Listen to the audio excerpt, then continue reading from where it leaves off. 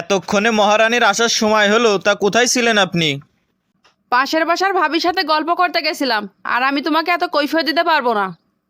অবশ্যই আমারে কৈফিয়ত দিতে হবে। তুমি আমারটা খাও, আমারটা পরো। বিয়ের আগে আমার ওজন ছিল 45 কেজি, আর এখনো বিয়ের 5 বছর পর আমার ওজন রয়েছে 45 কেজি। তাহলে আমি তোমারটা খাইলাম কই? স্বামী স্ত্রী একসাথে থাকলে একটু ঝগড়াঝাটি হবেই, আর আমরা মিলেমিশে থাকবো। সেটা কিভাবে বুঝিয়ে বলো। ঝগড়ার পরে তুমি সরি বলবা আর আমি মাফ করে দিব।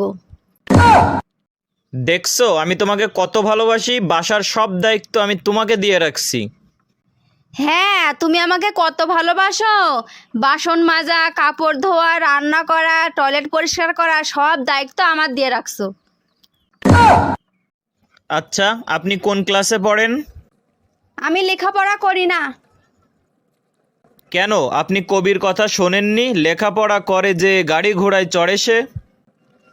এজন্য তো আমি লেখাপড়া করি না, কারণ আমার গাড়িতে উঠলে বমি হয়। ওয়া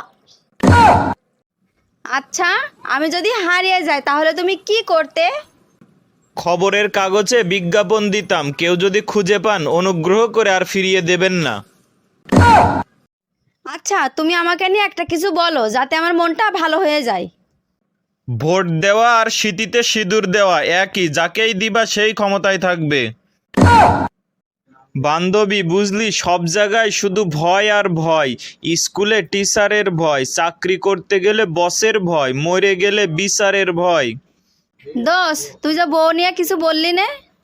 বান্ধবী, ওইটা তো আমি ভয়তেই বলি নাই, যদি আবার শুনে ফেলে। তোকে যে বলি একটা ভালো মানুষ হ, আর তোর তো কথা কানে ঢোকেই না। আমি তো ভালো মানুষ হতেই চেয়েছিলাম, কিন্তু আশপাশের মানুষ দেখে ডিসিশন চেঞ্জ করছি। 80% মানুষ জানেই না যে তার বউ কেন রাগ করেছে। তাহলে কি বাকি 20% লোক জানে? আরে না, বাকি 20% লোক তো এটাও জানে না যে তার বউ রেগে আছে। আচ্ছা, তুমি কি সিম চালাও বলো তো? টাওয়ারের নিচে বসে কথা বললেও কথা বেঁধে বেঁধে যায়।